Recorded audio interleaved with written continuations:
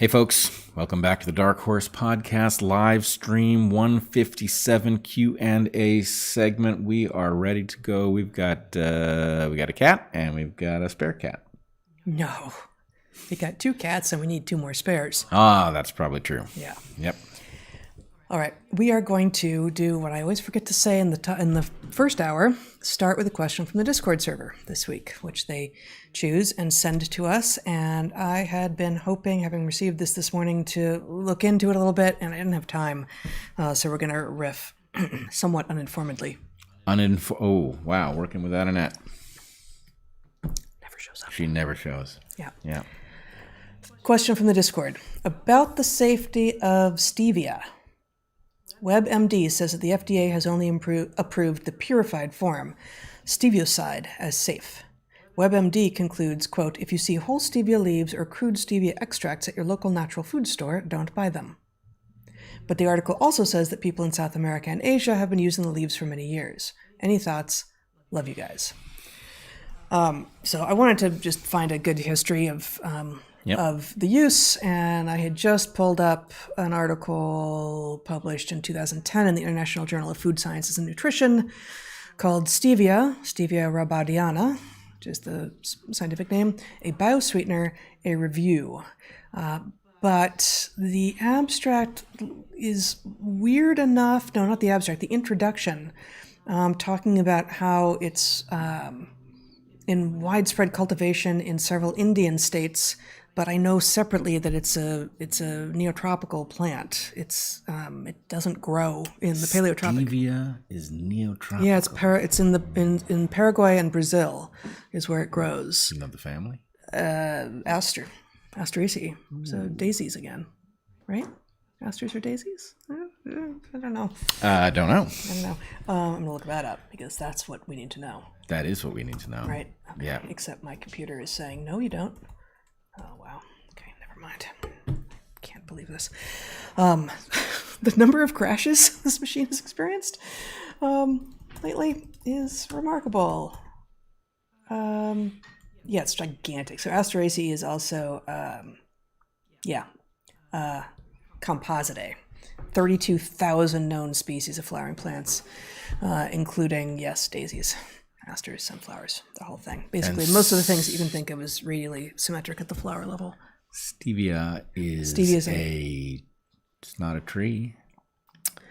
Woody shrub that can reach 80 centimeters in height when it is fully matured, so, 2 feet-ish.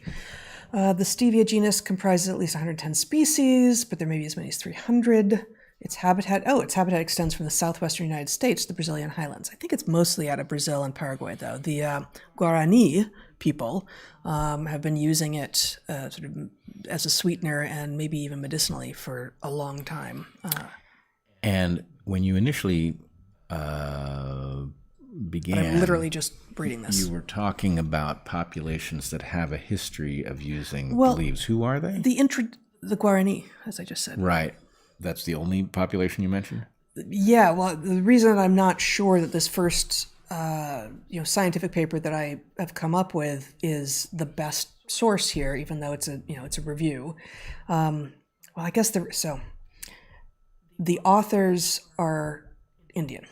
The authors are working out of India, so that may be why in the introduction there's a sentence about the successful cultivation in recent years in many areas of the Indian states of Rajasthan, Maharashtra, Kerala, and Orissa.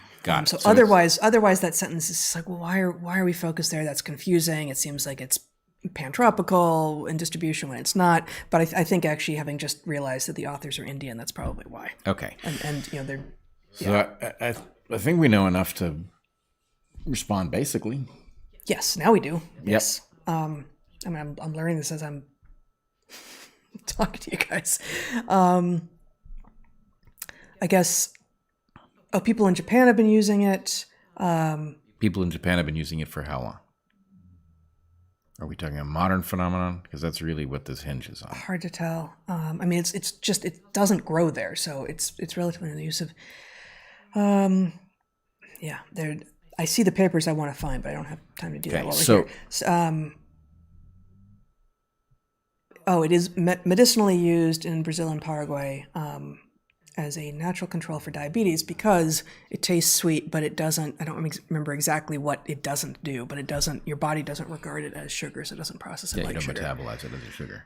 And apparently it's also got like a bitter, there's a bitter note that is the thing that most people will recognize if you just try to replace stevia or sugar with stevia. Yeah. So the bitter note indicates possible toxicity. Yep. It is very unusual for a plant to be able to create the sensation of sweetness without providing sugar because we are attuned to that trick after many millions of years of evolution. So the question is, it sounds like we've got a common scientific nonsense reversal of the precautionary principle. By WebMD? Yeah. Of course. That's what they always do. They are going to argue that the pure version is safe and don't touch anything that isn't, because, of course, how can they say, if you've got some complex plant that has many compounds and they haven't studied them, so what they're going to tell you is avoid that. Well, I mean, also it's leaves, right? So, the plant doesn't want you eating it. Right. It's not like it's a fruit. And, maybe you're not the intended disperser, but, it was created by the plant to be eaten, whereas leaves, no plant makes leaves in order to be eaten. Well, I do want to know why this plant is putting out a signal. Yeah. Assuming it's a secondary compound, it's putting out a signal that many creatures will take to be an indication of value. So there's a question mark there. But and I got nothing of the natural history in this. The basic question hinges on the following. You've got a population with a long-standing relationship with this plant. Do they consume it? If they're consuming it just as a medicine, which it sounds like they're not, but if they're consuming it just as a medicine, then that doesn't tell you that it's safe, because medicines are toxins that are titrated in order to make a benefit in the case of somebody who has a defect. Mostly it's a dietary additive rather than medicine, I think, in many places where it's being used. Right. I'm not talking about where it's being used. I'm talking about the only indication that we would have about safety would be that there's somebody with a long-standing history. And so a population that has a long-standing history, the question is, are they using it as a medicine? Are they using it in some other capacity? Because we could infer something about safety from that. If they're using it as a medicine, then it may be that they have protocols, and that is protecting them from toxicity, and that we are borrowing it for some purpose that has not been established to be safe by the long-standing use of it. I've got one little bit here. The traditional method of use by the Paraguayan Guarani Indians was to dry the leaves and to use them to sweeten tea and medicines, or to chew the leaves as a sweet treat. Stevia was regularly used in drinks many times a day, not just occasionally, with no side effects. Okay, so the use of dried leaves, et cetera, et cetera. So, and this is a study from 1991 that is looking, I don't have the study in front of me, but the title of it is, I was hoping it was going to be an anthropological study. It's not. It's in Chemical Abstracts, Effective Technological Procedures on the Composition of Volatile Substances in Stevia rebaudiana.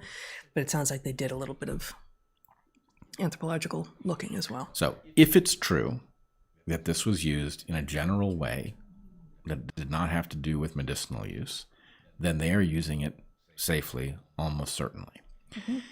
That does not mean that it is safe for others. You could have, for example, populations differ in how good they are at breaking down lactose sugars. They vary in how good they are at breaking down alcohol. Right. And so it could be that this population has a long enough standing history, or that populations in this part of the world in general have some ability to metabolize something that others don't. So it's not perfectly safe. But I would say the chances that if these folks have a long-standing relationship with it, that it is safe to consume in moderation, even in its not pure form, is pretty high. Yeah. And so I have a claim here that the Guarani have been using it for at least many hundreds of years as a sweetener. Yeah. So that seems a little short, but it may be that that's only as far back as they could ascertain that they were using it. But anyway, I would say, if I had to guess, chances are pretty good that it's safe, and chances are pretty good that it means nothing that the safety of the purified form has been established, because for one thing, what they almost certainly did not do is look into the long-term effect of the thing. So their whole sense that it's safe is about them having looked for a kind of danger and apparently not found it. And undoubtedly, in order to make the experiment easier, they used the purified form because then they knew exactly what they were studying. But basically, I would say they are giving you a warning based on not having information about something that you can infer based on other evidence, which is a long-standing relationship between a population and this plant, and not at a medicinal level. Yeah, I guess I would add the long-standing relationship with the people who live where this plant grows natively, and their use of it in their diet on an apparently very regular basis suggests relative safety, with two caveats, I would say. The one that you've made, which is that like lacking alcohol dehydrogenase in East Asian populations makes alcohol a trickier situation for people from those populations. There might be some specific adaptation to taking apart something in stevia that the rest of us don't have. Yeah. So that's one thing. Neither of us have any idea if that's true. Don't know. And then the other thing is just, a caution about something that tricks the system so extraordinarily and is, so much sweeter. I've taken it down, but it's like, 10 to 20 times. This is, we're talking an order of magnitude and higher level of sweetness. And I don't know what the measure of sweetness is, but, sugar isn't good for us.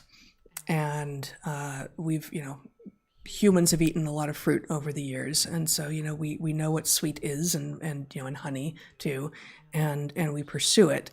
So I am skeptical of any artificial sweeteners, less so of ones that are growing in a place where the people who live there have been using it for hundreds of years. But still, there's something in me that says, what is that trick of the palate doing exactly, and what other consequences might there be? Especially if there's a bitter note, right? Which tends to be a proxy for a toxin of some kind, right? I would add another caveat, which is you will of course have no idea when this is mass produced, in what way it's mass produced, and what you may be encountering in terms of the distillation pesticides. Process, or right, exactly. You don't know. Well, now it's being grown in states in India where are they applying? Are they applying lots of agrochemicals to the fields? And that's not what you're taking in? Who knows what they're doing? And there's also the concentration issue, right? It may be that the plants themselves, like as with coca leaves and cocaine, that the leaves themselves are benign. But if you start concentrating the stuff, then you create a hazard. So there's all kinds of stuff to wonder about. But the general question, are the leaves themselves safe? Probably, given that these people have been using it. But you do want to know that work is high quality, and that this really is a long-standing relationship, and that they really are using it to sweeten drinks, right? So they're getting a dose of it, and it's not that it's not purely medicinal, where a toxin would be expected. Right. Well, people would put up with side effects in a way that choosing to go back multiple times a day, maybe to have a pleasurable experience in a drink, you don't bring that along with an obvious discomfort. Yeah. Good. All right. I've now opened up a bunch of pages on asters and stevia and have to find our questions. Where are they? There we go. All right. Hello, come on up. Welcome. And he's stepping on the computer. Okay. First question from DarkHorseSubmissions.com today. Do you think there is a way, either through biological procedures or statistical studies, to determine conclusively if a cardiac or heart event, or cardiac or heart events in the aggregate, are related to the vaccine? Also, how are we able to distinguish vaccine harm from an actual COVID harm? These distinctions seem like they'd be helpful to settle some of the fighting. Finally, do your instincts tell you we will eventually turn the corner and go back to relative normal? I wish my instincts told me that. Yeah, instincts tell me the opposite on the last question at the moment. I don't think we're going back to normal, unfortunately. Now, maybe this is an adaptive valley, and we establish a new normal on the basis that we've just learned how much danger we're in because our institutions all suck. That would be great. From the point of view of, was the question about autopsies or was the question in living people? It doesn't say. Do you think there's a way, either through biological procedures or statistical studies, to determine conclusively if a cardiac or heart event or cardiac or heart events in the aggregate are related to the vaccine?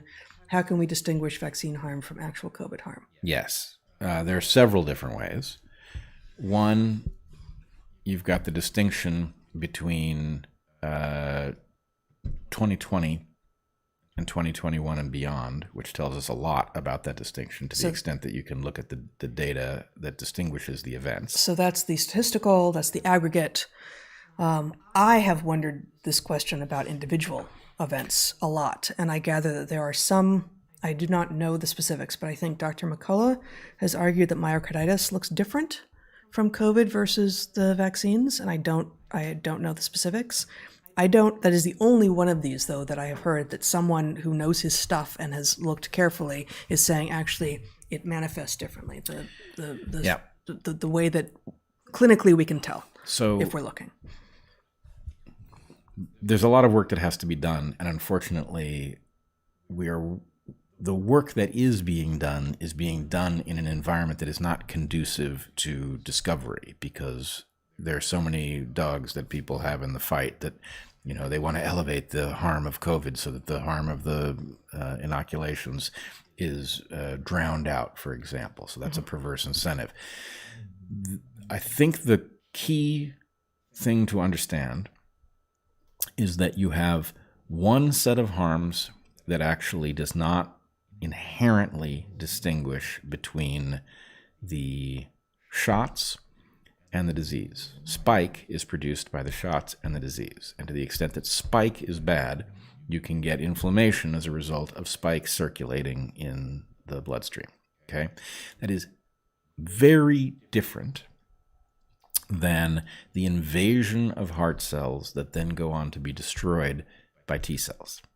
Right? And so to the extent that what we are seeing are people who have had their hearts, and by the way, it won't just be their hearts. We call it myocarditis in the heart, but the destruction of tissue when cells are invaded by the mRNA and then destroyed by the immune system, that will happen in all tissues. But the cells can obviously be invaded by SARS-CoV-2. It doesn't have to be. The question is, do they? And this was the point I was trying to make. To some degree, right? There's myocarditis associated with COVID as well. Right, but myocarditis means inflammation. Okay, mm-hmm. That's not. I'm not saying that SARS-CoV-2 doesn't ever invade a heart cell, but there's actually little reason for it to. And so my guess is, since we're not talking about a completely synthetic virus, we're talking about something that was taken from the wild and enhanced, right?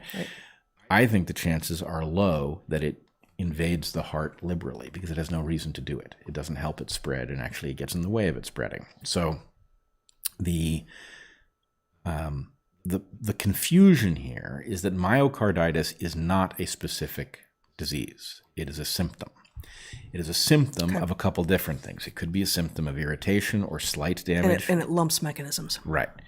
And so the point, what is special about the mRNA shots in particular, is that they are indiscriminate in terms of what they get into. Not even the DNA shots are indiscriminate, because the DNA shots utilize this adenovirus, and the adenovirus has its own preferences about what cells to invade, and invading the heart is not likely to be useful to it.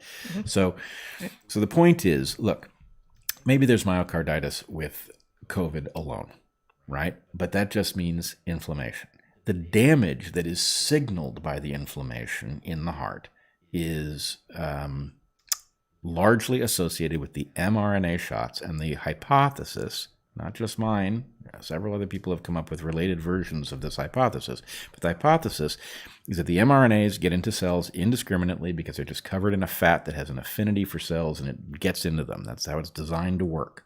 Right? And the only limitation on where it does that comes from the locality of the shot, and we know that that doesn't keep it from flowing around, whether that's because of an aspiration issue or because they just naturally leak into the body, or both. And so the damage from the mRNA shots that are getting into heart cells, into myocytes, and causing those cells to be destroyed, those cells then unlike other tissues of the body, not every other tissue, but unlike almost all of the tissues of the body, the heart does not heal, right? It scars. And so there is presumably a particular danger in the phase where you have effectively an open wound on the inside of your heart in the vasculature, right? That wound is a particular vulnerability. You will be better off after it scars. Is this diagnosable in some... And hold on, this is true for all cardiovascular vessels, all circulatory vessels, right? They do not heal, they scar, which means so the whatever we were calling the stuff at the beginning, one of the symptoms that people were talking about for COVID was it's got some strange names, but it's like basically this numbness at the fingers, from COVID. I almost had it, but go ahead. Yeah. Chilblains. Oh, that's the toes. That's whatever. That may precisely be about the circulatory vessels at the capillary level, where it's one red blood cell wide, having scarred as a result of the virus, and then becoming not I want to say conducive to flow, infusible, diffusible, something profusable. Yes. I think that's slightly different, because what we know is that spike causes the clumping of blood cells, spike itself. So that doesn't necessarily require scarring. Now it doesn't require it, right? Yep. There is vulnerability of all of the circulatory vessels to being invaded by the mRNA, and then once invaded, they presumably transcribe the spike protein and they get attacked by T cells that view them as infected. Mm-hmm. So the question is there a way to be sure? Yeah. I think on autopsy, there is a way to be almost sure, right? In other words, on autopsy, and maybe this can be done with a sophisticated scan like a CAT scan, one can view that there is damage. My understanding from people who have looked deeply into this issue is that there's something akin to third-degree burns on the inside of the heart, right? Now, those burns are unlikely to be due to anything else, and the fact of them being the result of this can be diagnosed if you don't get there too late, right? If the event happens, you get this wound from the vaccination, the most likely time for you to suffer a cardiac arrest is presumably soon, right? And the longer you make it, the longer you're likely to make it. I would love to hear a cardiologist evaluate that, but in terms of just the basic biology of the system, that's what you would expect. The wound is more dangerous than the scar. The scar is less useful than the original tissue. Mm-hmm. But the point is you will be at some intermediate phase where you will have cells that have been destroyed and eliminated and are just gone, right? I mean, imagine you had a burn. Some cells are just completely destroyed. Some cells are hanging out on the edge. And so the question is there a concentration of an indicator of these cells having been producing spike protein in the form of some cells that are there having spike on their surface and this sort of thing? So from the point of view of nailing it down, that's a guess as to how you would do it. Somebody who understands cardiology well should evaluate that and fine-tune it, and or maybe it's wrong, and then that person should tell us how you would do it. But yes, I believe an autopsy can do it. Short of an autopsy, you don't exactly want to go biopsying the heart, right? That's a danger in and of itself. Yeah. But I do believe you could certainly, with autopsies, get a bead on what the pathology looks like and how frequently it is the result of a vaccine injury, and then in living people you could infer. Right. Well, it is beginning to happen. There was this big German data set, which is quite alarming. Anyway, you can look at Dr. Malone's Substack, which points to this German study. But it is beginning to come out now. We are seeing some autopsy stuff. But yes, for a long time they were avoiding doing autopsies, I think, because they didn't want to know. Well, and I mean, this is one of the core questions, right, that we've been asked here. And everyone who's thinking about this should want to know the answer, because,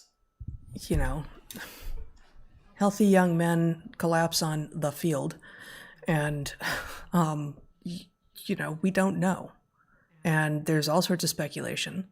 But when we know that we're not being told enough even to ask the right questions about what's happening, like, well, the only thing we have for sure, other than possibly the kinds of stuff that you're talking about developing here, is 2020 versus 2021 and later with regard to deaths associated with COVID-like stuff. But we know that dying with and dying of has been conflated. And we also know that the evolution of the virus has done all sorts of weird and wacky things. And, Omicron was less likely to kill you outright than what was circulating in 2020. And maybe whatever the crazy one is called now, X.1, whatever it is less yet, but maybe longer term it's got more risk. Like we don't know the answers to any of these questions, and until and unless we actually someone's start developing exactly these sorts of ways to distinguish between, was that vaccine, was that COVID, the true story will never be told, because to the degree that there are data that are takeable and then analyzable forever. Once you have the data, you can analyze them if they were taken well, infinitely, but the ability to access the data will disappear. They are disappearing. If they're not being taken, they're disappearing, and then, oh, sorry guys, I guess it's our version of the story because you don't have another one. Yeah, it harkens back to the discussion we were having in the main podcast where, none of this is all that hard to do, right? If you want to find out whether these inoculations are having this effect, you can study it. There's no mystery about how you would do this. Yeah. And what we are frustratingly downstream of is the obligation that we embarrass the system into functioning, right? That we embarrass it, that we ask so many questions about people keeling over on this field or that field, and that we, insist on autopsies, and that we require the press to report these things. And it just shouldn't be this way. The point is the system has become an obstacle to understanding. It claims to be the source of understanding. It has become an obstacle to understanding because it has higher priorities, and it's not supposed to. Yeah, that's right. Next question, totally different. From my casual observations, it appears that when women are younger, they are attracted much more to the alpha male type, e.g. bad boy, and as women get older, they are attracted to beta types. Could this be related to fertility levels, where young women who are most fertile seek alphas, but as women's fertility diminishes, the mating strategy shifts to betas who are more likely to stay around? Thanks, guys. Keep up the great work. I don't agree with the framing of alpha and beta here. Yeah. It's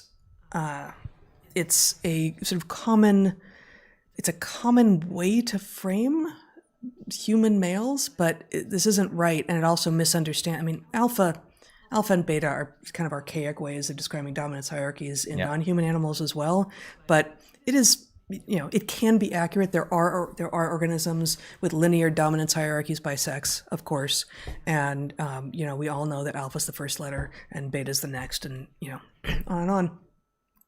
And so it's a decent shorthand, even though it's not really a set of terms that is used in animal behavior at this point. But what is widely missed is that alpha males in species that are really clearly organisms with linear male hierarchies, which it's not clear that most cultures of humans are, but there's definitely dominance, are actually the most likely to be conciliatory. They're the peacemakers, like the alphas. And if you I always mispronounce his name. It's like Franz de Waal, the primatologist who wrote, among other things, Peacemaking Among Primates, has a career of thinking about, of watching, admittedly mostly captive great apes, and looking specifically at dominance and dominance interactions between within both sexes and between sexes. And time and again, what he finds is that in sort of a ranking, not of the individuals in terms of their dominance, but in terms of their conciliatory tendencies and prowess, Like who tends to be the biggest peacemaker? The alpha male is always on top. And then if you're talking about a species with linear hierarchies in males and females, like alpha male, alpha female, and then most of the other females, and then the rest of the males, they're not really into peacemaking because they're trying to become alpha, right? But actually, to be alpha is to be thinking about the whole group, because otherwise you're not going to stay on top very long. I would also, there's another reason to just doubt this interpretation, right? If we're talking about human beings, and the question was specifically about human beings, Yep.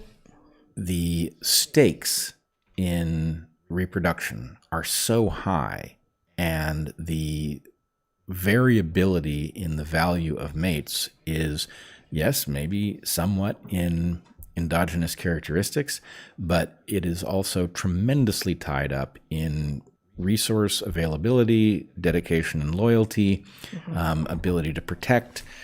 And so the point is, the idea that young women are more fertile and therefore seeking higher status males, males, either a male is infertile or he's fertile enough, right, to produce offspring. Yeah. And so the point is really a female who prioritized let's substitute the term virility of a male because she was very fertile young, right? What is she doing, right? Yeah. The point is really what she wants There's not a shortage of sperm. Right. It's not hard to come by. And so a female female reproductive value is something that is greatest early in life because the amount of reproductive potential that lies in the future rather than the past is greatest on the cusp of reproduction, right? So the pattern you're describing, if it exists, is liable to be that you have status in males and females, and that females who pair off early are liable to be higher status, have access to a wider range of males, and as the population of available males dwindles to ones that are less desirable because of their inherited status, because of the resources they've accumulated, because of their physical ability to protect, all of the characteristics that make for a desirable mate, right? The point is, the later a female pairs off, the farther down the list in the male hierarchy that female is likely to be.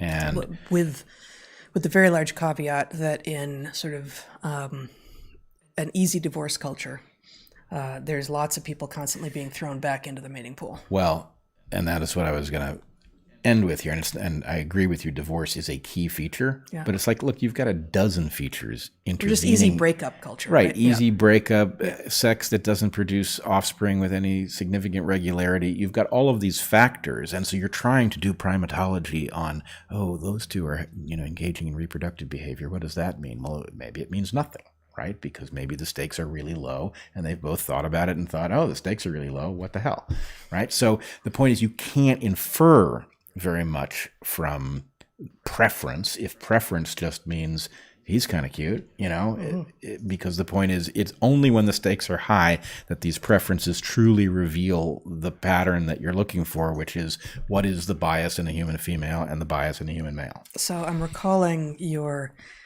one of your figures from your dissertation, the trade-offs and the efficient frontier. And you're basically saying that in most modern mating and dating games, we're nowhere close to the efficient frontier, so you can't do this kind of analysis with at least with this level of detail. Yeah, we're nowhere close to the efficient frontier, and we have all of these garbage inputs, right? Where, we are being sold a bill of goods with respect to what sexual and mating sophistication looks like, right? And the point is, it is taken all of the logic out of the system. And I'm not saying that the logic was up to date or fair. It wasn't, but there's now none, right? It's just, it's a chaos. And so, the basic rule, take it out of the realm of mating and dating.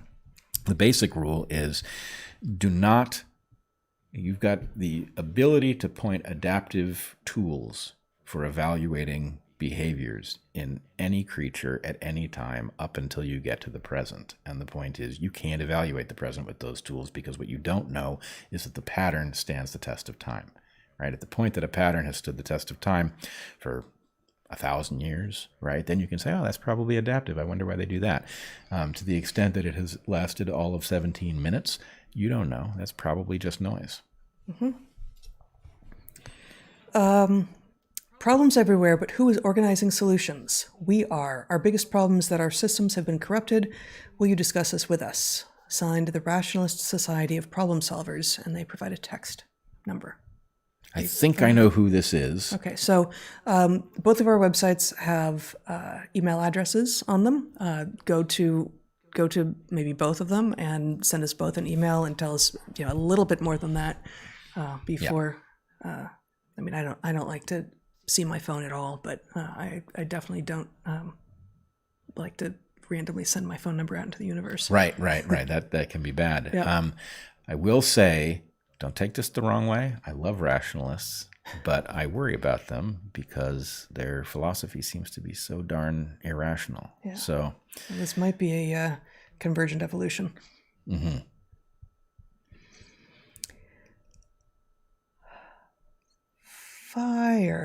Fire could be repeatedly discovered by accident from lightning or from striking rocks to make sparks. But how did our ancient ancestors first discover the value of cooking food? I mean, I think it's likely to have been the same thing, right? You walk through a a fire-scarred landscape, and there's cooked meat around. Yeah, elk. Bunnies, squirrel, like whatever couldn't get out of the way of the fire, as it's still sort of smoking and sizzling, and all the vegetation is black, and there's barbecued bunnies. Yep. No, I think this is almost certain. Made me cough. The thought of fire, barbecued bunnies, flaming fur. Yeah.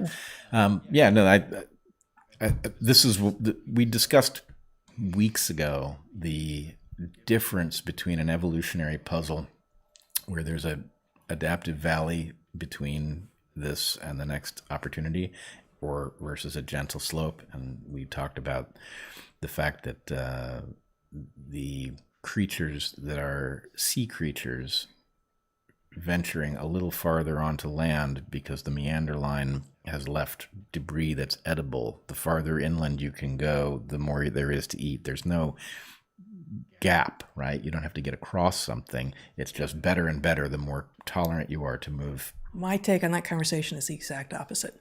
And I've got an entire lecture on all the things you have to do to make the move onto land. That's not what I'm saying. I'm saying that the reward for overcoming those obstacles is continuous, right? But it's discrete with regard to, are you breathing air or water? Are you supporting your weight on land or water? No. Is the refractive index of air or water what your eye is attuned to? Right. Are you able to smell? No, not really, because you've been in water, and now there might be a reason to be able to smell on land. There's just so. Do you have a neck? I'm not. I mean, obviously, getting onto land. I do have a neck. Yeah, tetrapod. See. Exactly. Yeah. I'm not disagreeing with you that there are a tremendous number of difficult problems to solve. What I'm arguing is that the creature that gets 1 inch further than their competitors has unlocked resource. So the point is the signal, keep coming this way, is continuous, rather than, for example, a creature that is going from a big pool temporarily into a small pool and back again over some piece of rock. Right? Where the point is there's no reward for getting onto the rock. You have to get all the way to the pool before it's there. So anyway, got it. What were we Fire. Cooking right. food. So the you've got a creature that is involved in hunting and gathering and occasionally encounters the aftermath of fire. And the point is the reward for discovering resources, will a hunter have discovered a damaged but not dead animal, right? And a animal will watch an animal die in front of it, right? So the point is there is a signal leading directly to the discovery of cooked meat, and there's a set of detectors that one has that presumably monitor the value of something that you have eaten. And so, well, and cooked meat brings more caloric value. Yeah, that's right? what you get more not nutrients but calories out of cooked meat. And for our hunter-gatherer ancestors, that was important. They were limiting. Yeah, that was quite critical. But I don't know about the stumbling upon a half dead but burned enough to be cooked animal scenario. But it does feel like, probably, as hard as this is to imagine for us now, probably those first tastes of cooked meat were less palatable than eating raw meat because it was new. Yeah. Even though it turns out to be good for us, it was novel, and therefore probably it was at least not preferred. And so the idea of cooked meat having to become a preferred taste is itself sort of interesting over evolutionary time. Well, you would imagine, there's the sort of circuit applies to a bunch of things, right? Including mating preferences, right? When people are in very depauperate circumstances, they contemplate mates they never would otherwise. But in food space, how many different levels of starving have human ancestors experienced? All of them, right up to the point that you keel over dead because you don't have enough to eat. Right. And so the point is, at what level of starving do you first entertain the possibility of consuming meat that is not in the form that you're used to? That you're used to. Yeah. Right. And no, and I mean, there's more caloric value, but also less likely to make you sick, less likely to be infected with prions or maggots or anything else, right? Yep. Maggots wouldn't be the case unless you were eating from already dead meat. But yep. Yeah. All right, next question. Have you heard of Boris and William James Sidis? S-I-D-I-S? I have not. I don't think so. Yeah. Let's see.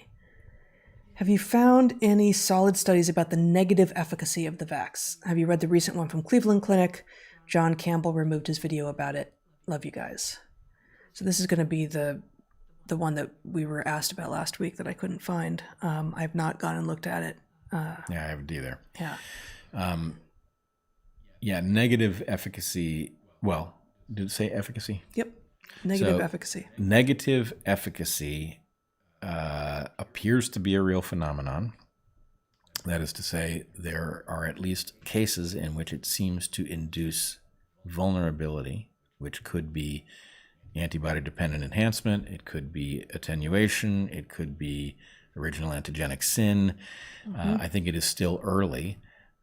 The fact is, a system that worked would be obsessed with discovering this because it would actually have been concerned in the first place about the disease being passed on, and avoiding negative efficacy would be a key. But somehow we're still pretending, we collectively. Yeah.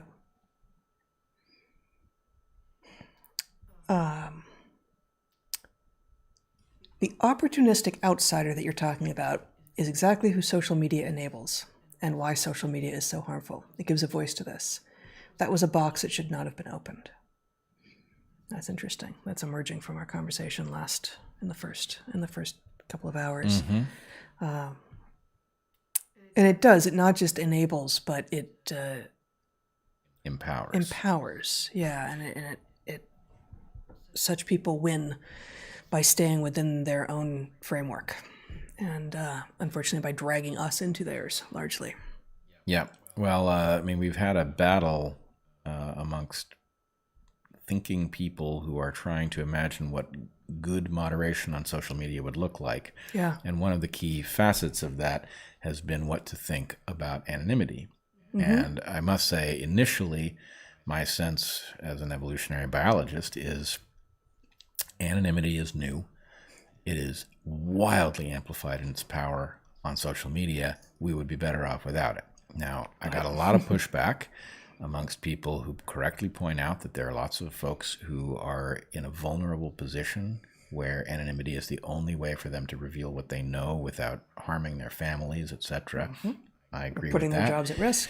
Yep. I also agree that there are historical examples in which anonymous publications have persuaded people usefully. So I think it's a trade-off, and I still think the net effect in the present is spectacularly negative, but it's not a simple matter. And so anyway, there's various versions of pseudonymous structures that might free us from the worst. And do any of them prevent the arbiter, like the holder of the information that verifies that this is a real person, from being the social media company itself? Well, that's a great question. Presumably you could set up a contracting system where just like your vendor may not know your credit card number because you've submitted it to Stripe or something. Yes. But the question is, okay, then how do you build one of those that you can trust? Yeah. So anyway, it's a complex and thorny issue, and you've got to figure out exactly which problem you're trying to solve, right? Are you trying to just make sure people don't have multiple accounts? That's a big deal. Are you trying to make sure that each account is a real person? That's a big deal. Are you trying to make sure that things are traceable back to an individual if they do something terrible, right? So some version of reputation. But I mean, also the first one you came up with, multiple accounts, especially, I mean, this is both important and it feels so ridiculous to be talking about it at all, but it is important. And like, I had never been on social media at all until Evergreen blew up, and I got an account, and then it became really clear that my same account without my middle initial was going to be grabbed by someone and was going to be, tagged as my account because it is my name, right? Right. So I think your brother's suggestion, actually, I got that account and just have, one thing at the top of it that says, this is me, but my real account is there. Yep. And, if I couldn't have that second account, someone would have grabbed it and someone would be out there pretending to be me. Especially, so the reason that this is, even more fraught now is I think that's what the blue check was supposed to help with, right? Yep. And now that, there's a lot of us who, are sometimes impersonated, who still don't have the blue check. It's not very useful. And also, given that now it's just I don't even know what it's supposed to indicate anymore. So there's basically, you went from a system that was deeply flawed, especially because there was so much censorship on the inside, to really there's no system at all. At least without checking a few, you have to click a few things deep to figure out some things. Yes. The primary function that it's serving, and I think it's a very low quality implementation, but the primary thing is it sweeps away a huge fraction of the low quality bot many sock puppet architecture, right? By putting a price that is non-trivial on having an account, you can't make 1,000 accounts to all rally around the same bullshit cause. And so anyway, it clears away a lot of noise. It clears it away with a lot of people who are for real. So, I mean, you've obviously been on the inside of that and I haven't, but it feels to me like, given what we know about the amount of money that is at stake and has changed hands in some ways over the suppression of true information in the last several years, there's plenty of money out there to buy tens of thousands of bots for any given cause. Sure. So it doesn't even feel to me like it's the barrier that it seems like it is. Well, it's not even that simple, though, because I think each account needs to have a unique credit card. And so it puts a tax on that behavior. It's certainly not beyond powerful entities to use it, but it removes a huge fraction of it, right? Yep. And by the way, I do think it was not done well, and it should have been done differently, and it should be effectively at least that Twitter evaluates your humanness and allows you only one account. Now, I don't know what you do about that other case. It might be that you should be able to say, I want this account and I want that account, which is certain to become a unique problem for me, parked. I don't want to use it, but I don't want anybody else to use it. But then again, does John Smith have the same situation as Heather Hying? I don't know. But right.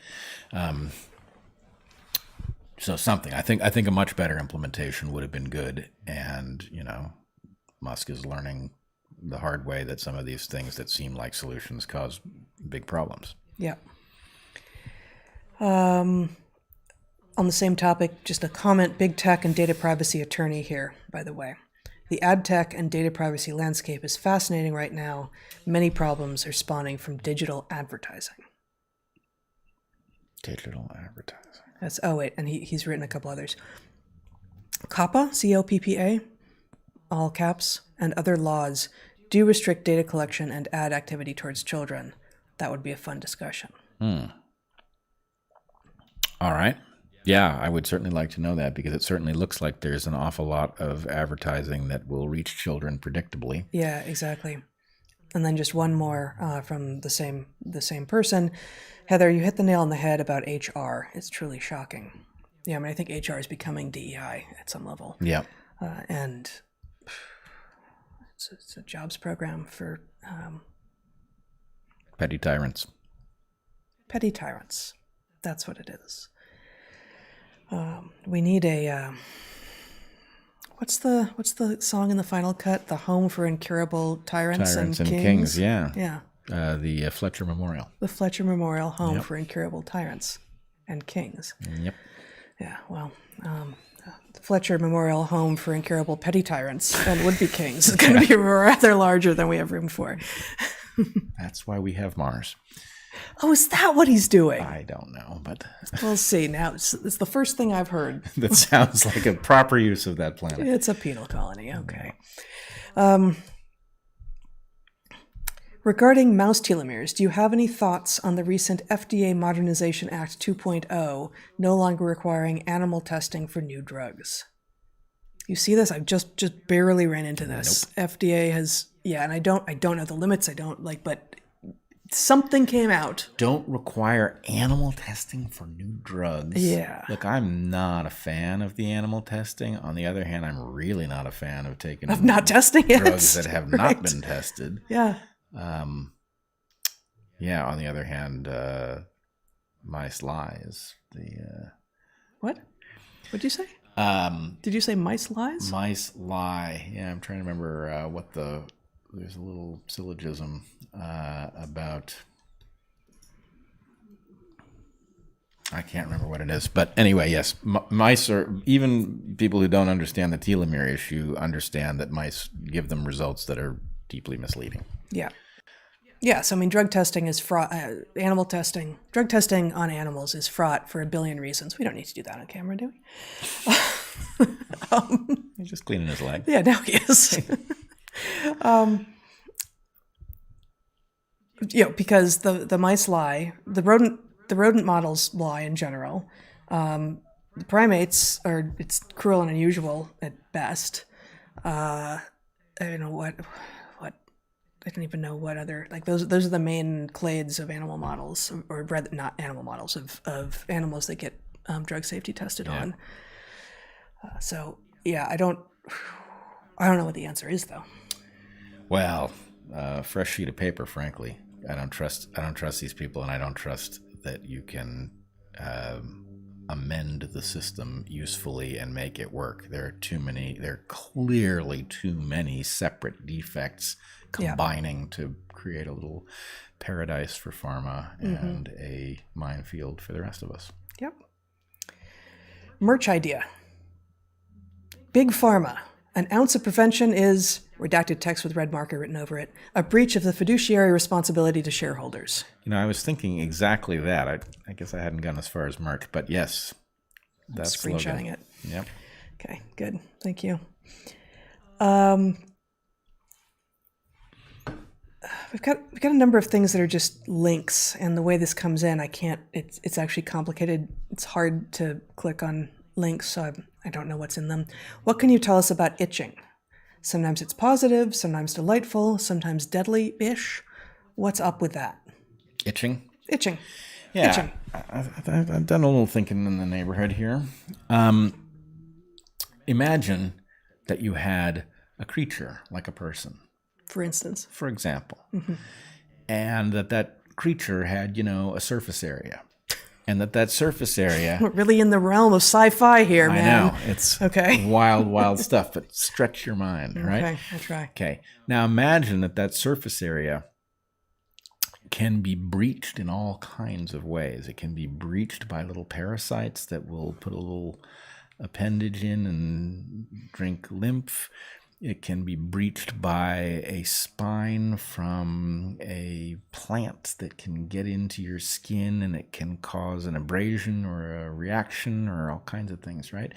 So the point is there's really no shortage of little ways that something can be off about your skin. Mm-hmm. And suppose that you were a dexterous creature that had, fingers with nails and stuff where you might be able to usefully do something about some of that stuff, right? Well, how are you going to detect it? Well, maybe what you do is you detect that some cells that were in a state before are now slightly pressing on each other, right? That would happen if you got some thorn, right, or some tiny little, like hair, like a cactus. You ever touched one of those cactuses where the little, almost microscopic, The urticating hairs. the almost. hairs get stuck in your skin, right? Well, you might have a detector that would be able to detect the fact that there's just pressure because your cells are slightly pushed apart by something or no longer in contact with each other where they were, or something like that, right? Or you could have, imagine a mosquito has landed upon you. I'm imagining a mosquito. Yeah, imagine a mosquito has landed on you. One of the few really great things about January Yes. is in general you don't have to think about mosquitoes. No, you don't. At least Unless- here in the northern hemisphere. Right, but we're gonna, and then we'll stop because it's a little irritating. Is exactly the point. And irritation causes itchiness. Right. Can. So, but you think about how the mosquito looks as it, like, there's nothing more annoying than that noise, right? But if suppose it doesn't go by your ear. Oh, in the last 3 years, I can now think of things more annoying than that noise. Fair point. Yeah. To an ancestor, there are a few things more annoying than that noise of the mosquito. But if it doesn't pass by, Laden as it is with Plasmodium falciparum.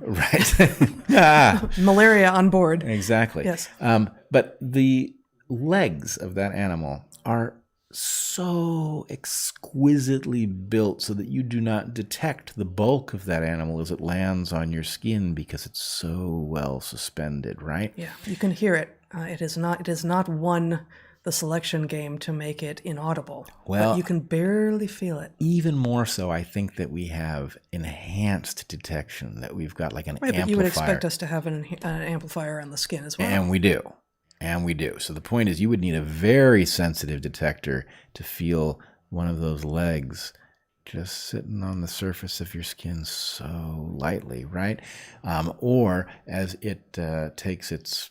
Proboscis? Is it a proboscis? I don't know. Takes its proboscis, or whatever you call that in mosquitoes, and It's needle nose. begins to insert it between your cells, right? Those things have to trigger something, right? Now, here's the punchline of the joke is, okay, if you've got that detector because there are mosquitoes in the world and they might be carrying malaria, and so you really need to know early, like before it gets its proboscis inserted very deeply into your tissues, that something is on you, then guess what? Now you got a smoke detector problem, right? If that smoke detector is going to save your life, then it's going to go off when you burn toast, right? And so what you've got is a system that is tuned to detect something that could be a mosquito's leg. But you know what could be a mosquito's leg? Just about anything, right? Just the tiniest little fiber from a piece of clothing that is in the wrong place and bang, it's No one knows what you're talking about. Nobody has ever experienced that tiny little fiber that drives you crazy in the back of the right. So the point is, you've got a smoke detector problem, but there's no better way to build it. That's a great analogy. Yeah. Yeah. No, that is a great analogy. And so still, though, what we are left with is it's like allergies, right? Where there's also kind of a smoke detector problem in some ways. But some itchiness is really telling you to tend to something. You can work it out. You can get the little urticating hairs off before they work their way in, right? But sometimes there's maybe an inflammation below the surface about which you can do nothing, or at least you can do nothing without causing more damage than is already going to happen. So there's also that, like the question was, sometimes it's positive, sometimes delightful, so that's more about like the perception, because sometimes itchiness does kind of feel like, oh, that's why, like, oh, that feels so good, right? And sometimes like, I can't believe this still itches. I'm like, I'm gonna destroy myself scratching it, right?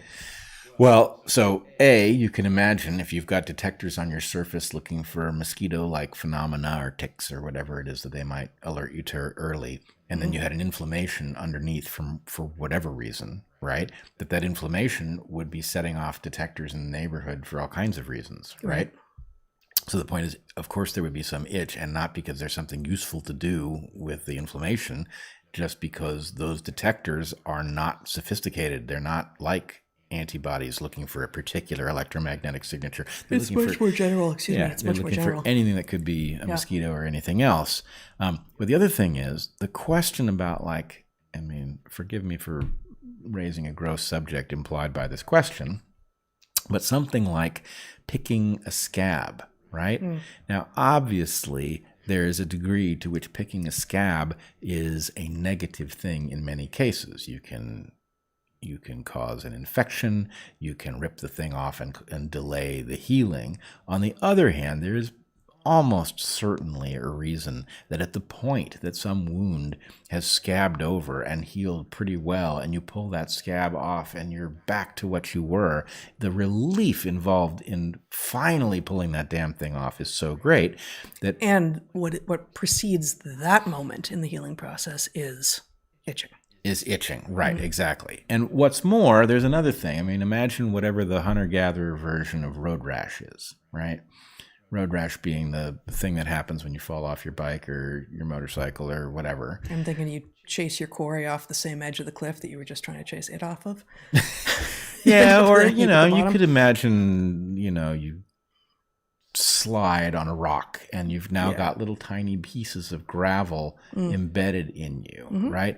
And in some sense, there's a cost-benefit question, right? Cost-benefit. So if you get if the goo that makes the natural bandage for you ends up encapsulating some little stone that's sitting there, and then you pull it out, you probably slowed your healing a little, but you didn't really want to heal around that little tiny piece of stone anyway. And so, you have some tendency to go after these things because there's a value, right? And as you point out, working stuff out is worth damage if the other alternative is it working its way in. That's right. Right? Because those things are particularly, I mean, we have mechanisms to deal with them, right? You get a little piece of something in your tissue and your body will wall it off so it doesn't interact with you physiologically, but that's a costly way to deal with that. It's costly. I'm remembering, I don't have the research at my fingertips, but there was some research being done on frogs. And we're trying to figure out how to mark them. And trust me, this is actually a thorny issue. It's really hard to mark frogs in a way that you can know when you come back to one that it's the same individual. I resorted to tattooing them. And, yes, you did. And it worked decently, not great in the field in Madagascar.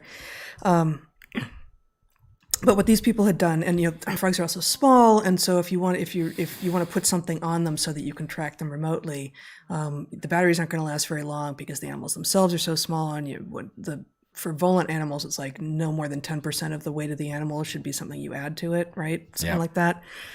For hippity hop animals, maybe a little more, but whatever. So they had encased it in something that wasn't supposed to be that the gut wasn't supposed to respond to or evacuate. I think either they force fed these frogs these little transponders, or they may have actually stitched them deep into the skin. But It's I a think little RFID. I think so. Yeah, this is a while ago, and I should have looked it up.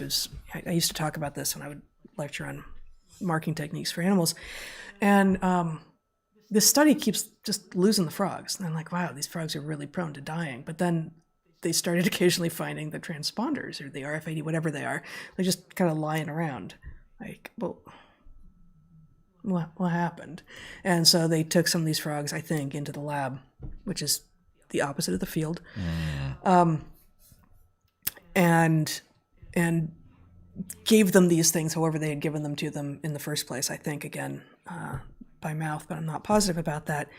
And their bodies encased them and moved them through tissue, through muscle, out of their bodies. And they didn't come out the GI tract. They didn't come out their cloacas. They came out through like just whatever was closest, like probably, the side. And, amphibians and mammals are quite different, capable of quite different things, but that's extraordinary. And our bodies do not quite as good a job of that particular thing, but we do encapsulate things and move them and expel eventually. Yep. Now, we can infer the other part of that story, Can't we? Which is that those frogs went back to their friends and were like, I got abducted. Somebody put some kind of a transmitter, and I was hearing voices, and nobody believed them. Yeah, they're like, evidence? Where is it, dude? Like, I got rid of it. I had to get rid of it. They were going to keep following me. Like, You sound paranoid. Yep. All right. We must have been at it for close to an hour at this point. Oh, over an hour. And we've got so many more questions. I'm going to just do a couple more really quickly. Are you familiar with the Venus Project? Sounds similar to Bret's idea of Game B. I have heard of it, have not delved deeply. Okay. Why does ankyloglossia, which is tongue tie, exist in newborns? Doesn't seem to make much sense. Much love to you too. Tongue tie, where the whatever it's called, the piece of tissue that connects the tongue to the floor of the mouth. Is really short in some newborns, and it gets in the way of their ability to breastfeed. I have not given this any thought at all. I thought that's what the word meant, but I had to quickly look it up before coming on. That's basically the extent of my knowledge of it. But my suspicion is that it's more prevalent now. Yeah, this is a hyper novel thing, and I don't know what is going on that's contributing to it. But the prediction is check out people who aren't doing all the crazy hyper modern stuff we're doing, and see if and see if tongue tie isn't, or ankyloglossia isn't a lot less common.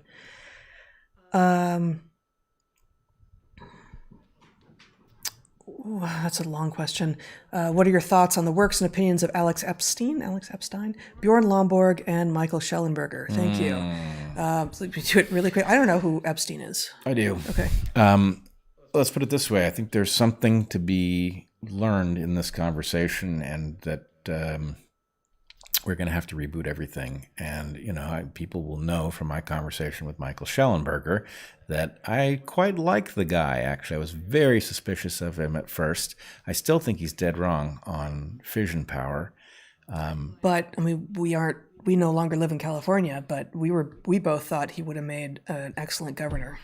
Well, he would have made an excellent governor, I think. Hopefully, we could have had a conversation about the wisdom of nuclear power or fission power at that point. He would definitely have made a better governor than Gavin Newsom, but then again, so would a rotten eggplant. And, that's no reflection on Michael. Yeah, no, not at all. I don't know this one either. What do you think of the open letter from the Vandenberg Coalition to the Lancet, media, etc., condemning the suppression of the lab leak theory? I don't know the letter. I don't think I know the letter. Yeah. I'm guessing I'm in favor of the letter, and would wag my finger at the Lancet for all of the reasons that people know. Yeah. Okay.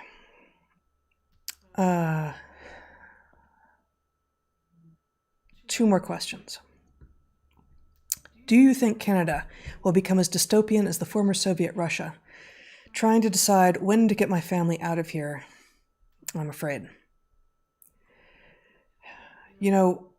We know and know of many people who are considering leaving Canada, which they view as their absolute home.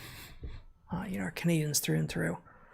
I am not as tuned in to what's going on right now as I was about a year ago, and I stayed tuned in for a while after the truckers' convoy. But I fear I'm being naive somehow still, and it feels like, Canada, really? On the other hand, why not? Like, all the evidence points to they're not making sense, and they're willing to take away so many freedoms, and threaten so many barriers to freedom. Yep. I will say I'm a little bit hesitant to give you an opinion on whether or not I think that's plausible, because I believe the most important thing is if your spidey sense is telling you that that's where you're headed, and anybody says, oh, I don't think it's going to go that way, and that persuades you to relax, then you may be putting yourself in danger, and you probably know more about it than I do. But so anyway, what I would say is I don't know that that's where we are in history. I certainly do know that fella who is your prime minister has those inclinations, and unchecked, I have little doubt that that's where you would end up. And precious little self-awareness. Like those authoritarian inclinations, and no apparent self-awareness of the impact and the inconsistency of his being. He's a little bit like a Joffrey character who has grown up in such a way that he can from Game of Thrones. That he can hide it, right? The delight in torturing people is a little bit better hidden, but I do have the sense that this is a person, given what he's done and how little remorse he has about it, and how clearly he's willing to lie into a camera, all of those things. And how excited he is for photo ops. Yeah, that this is a machine, and I don't know, I can't, there's obviously a complex story to be told about people who behave so diabolically with respect to strangers. That doesn't inherently mean that he's diabolical at home. Those two things, being a decent family person and a diabolical leader is not unheard of. But I can say that his public-facing persona could hardly be more alarming. And the fact that it comes in a pretty package is even worse, right? So I would say that object alone couldn't be more dangerous.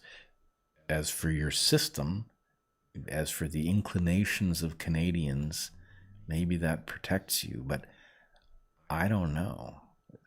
The question Truckers' is, convoy gave a lot of us hope, right? Yeah. For exactly that reason. Like, they're true north, strong and free, right?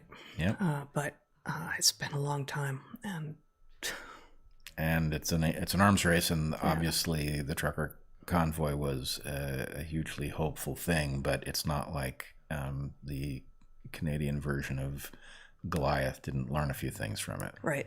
I sure did. Yeah. One last question. It's a big one. We're going to take it briefly, but we know this is a big question. What is your opinion on antidepressants? I am advised to take them, but reluctant because of fear to lose creativity and numb my perception. We know nothing about your situation, right? And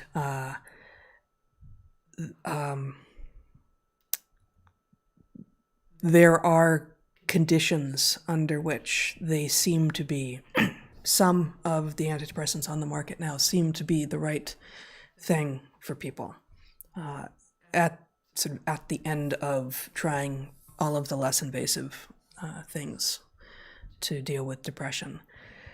But I would say, like so much of what is passing for medical care that actually involves something that seems simple because all you have to do is take a pill, this should be a last resort. It's actually going to have much longer term and complicated and complex side effects that go far beyond what the medical system will likely alert you to. And trying to get your the house that is your body in order, and the house that is your house in order, and your relations with other people first, it's a lot harder. Yeah, your sleep. But the house that is your body involves diet, sleep, and exercise, and getting outside, preferably early every day, and moving your body around in nature, and following Michael Pollan's instructions. And if you are getting all of your food from a supermarket, buying at the edges, and if you're foraging or growing or hunting, more power to you. But get the seed oils and the sugars and all the synthetic stuff out of your diet, and move your body a lot, and spend time outside, and get rid of as much of the extraneous novelty in your life as you can with regard to sleep. Go to bed at a regular time, and make sure you're not looking at screens for some hour or hours before that, and get the noise and the light and hopefully all the electromagnetic radiation out of your room, and sleep simply, and don't take other work to bed with you, like all the things that lots of people are saying. But there's a lot of things to be done, and almost all of them are more complicated than taking a pill. But if they don't work, you can stop doing them, and no harm, no foul. Yeah. Whereas if you stop taking an antidepressant, sometimes still your body will be reacting to having taken that for a long time to come.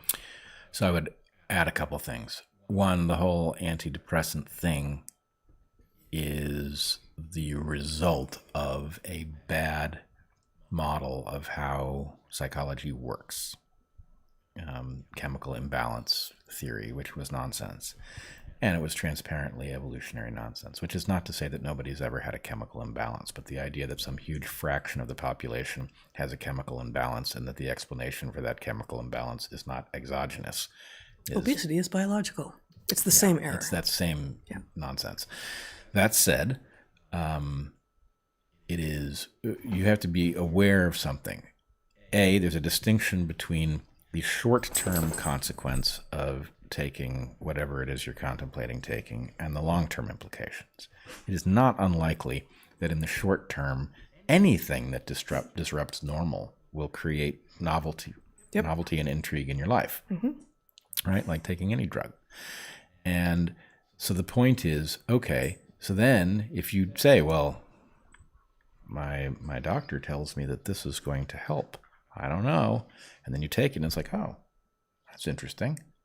Kind of like it. Yeah, I feel different. I feel better. Good. Yeah, but 4 weeks later, you're like, oh, I don't feel better anymore. Oh, well, we didn't have the dosage right. Right. And then the point you make is now if you take it away, crash, right? And so the point is... Well, not just that, but actually, chemical after effects as well. That's what I mean. Yeah. But the point is now your body has equilibrated to it. You're not getting anything for it.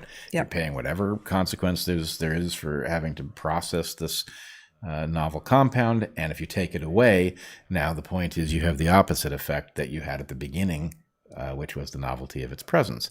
So there's a lot of danger in this stuff. I am a huge fan of the following idea, as I know you are, that a human being is designed to function. Sometimes you can't function because something developmentally disrupted you and you've lost whatever it was that would allow you to function normally. And then you need a corrective lens of some kind, like maybe even a physically corrective lens to deal with your misshapen eyes or whatever, right? But in other cases... Sorry about that. I know it was a little personal. But in other cases, there's something that's messing you up that actually, if you could find it and eliminate it, you'd be better. Now, I don't know, maybe depression is more often than not the result of a long-standing pattern of psychology where you get into a rut and there's not something in your current environment that is responsible for it. But the number of times that I've found something in my life that actually was making me unhealthy in some way and didn't know it, right, is large. right? These things are there, and it takes a sort of diligence about looking at patterns and noticing, yeah, that thing shows up, and I wonder what happens if I remove it from my life. Yeah, and this is one reason that missing from my already very abbreviated but very long list of things that you can do, travel. Like if you are sometimes lucky, sometimes not lucky enough to be working remotely, where you can actually take your job on the road, and you are in blackness, like you cannot escape enough that your doctor is saying, really, you should try these antidepressants because I don't know what to do for you. Granted that is a very difficult moment at which to figure out how to get yourself someplace totally new. But if you can get yourself someplace totally new with the expectation of, and if you have the luxury and the freedom to say, actually, I can continue doing my work, but in a place somewhere totally else for 3 months, that's going to bring a whole lot of things into focus, because you're going to now recognize what you don't have, what you do have that you want, what you are missing, what you're not missing. It reveals a whole lot of things, and you can do that on a smaller scale. You can even just like change up where the furniture is in your house, so that when you're walking through it at night when you can't sleep because or maybe you're sleeping too much, but then you do get up and like, oh, right, the couch is over there now. Okay. Just giving yourself regular, like, oh, okay, this is not the same darkness that I've been living through. This is something different, and it may be in the end that drug is what you need, but I wouldn't start there. Yep. I would also say that there may be some somewhat extreme novel interventions that don't have the same implication as the pharmaceutical. I know that all 4 of us in this family, sorry, Fairfax, not talking about you, have been experimenting with cold water plunges, showers, stuff like that. And it's amazing. Well, it's a little uncomfortable while you're doing it, but it does seem to create. I find that it is exhilarating. It is exhilarating. Yes, I prefer the exhilaration of the cold shower when you're in the hot Amazon, and it is a respite. Not a very cold shower. Yeah, In the Amazon. totally. It's cold enough. But So one of our favorite places on Earth is Tipitini, this field station in the middle of the Ecuadorian Amazon, very, very remote, maybe the most biodiverse spot on Earth.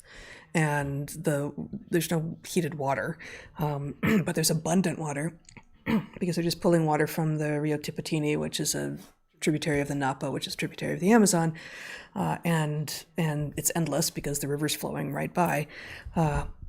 And somehow, even in the Amazon, when you get under it, you're like, "Oh, wow, that's cold." But I think now we're not so cold. You're prepared. Yeah. But anyway, something like that, a cold whatever shock to the body, A, has health benefits, real ones. B, some of the benefits are that it psychologically takes you into a very different state, and you do have this kind of euphoria, at least after it, that is somewhat lasting. Now, I've done less with this than you have, but sauna also known to have benefits, breaks up your day so it's not the same monotony as you were pointing out. So anyway, the question is there something that you could introduce to your life? Sauna, most people don't have access to sauna. We moved to an island where we don't have access to a sauna, for instance, but many people have access. The water coming out of our taps in our showers is really cold. And the water coming out of, say, the tap in an apartment in Seattle is not nearly as cold, apparently.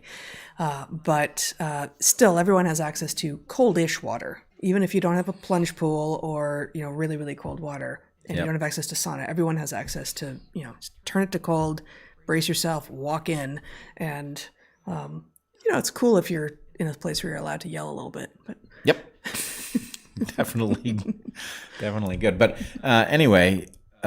Breaking whatever pattern, if you're stuck in an eddy, what you need is a disruption, something interesting, something novel. And a pill could maybe provide you some of that, but certainly worth checking whether there's something healthier that might do the trick. Yeah. Totally. Okay, well, even my computer has given up at this point. Is that you've really- been going on for too long. Well, Not you. No, I have, but No. it doesn't know. It wasn't far as we specifying. know. It probably does. It probably does. That was long.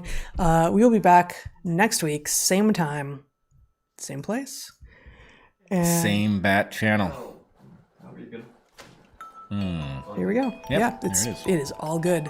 And It is all good. I've noticed that. why, given that I said that, would you believe anything else that I say? I have always not liked that phrase. People So- said that back when it seemed like you could plausibly believe that it was all good. And so I was like, no, it's not. Yeah. You know that. It's all good does suggest very low standards. Yeah. How do you feel about my bad? Oh, I mean, we use that because of Ultimate, Yes. right? But I actually quite Yeah. like it. You know, it properly relieves somebody of absolutely. the thought that they might have been responsible for something. Yeah. No, that was me. Yeah, Yeah. totally. All right. Well, this was our bad. Until we see you next, be good to the ones you love, eat good food, and get outside. Be well, everyone.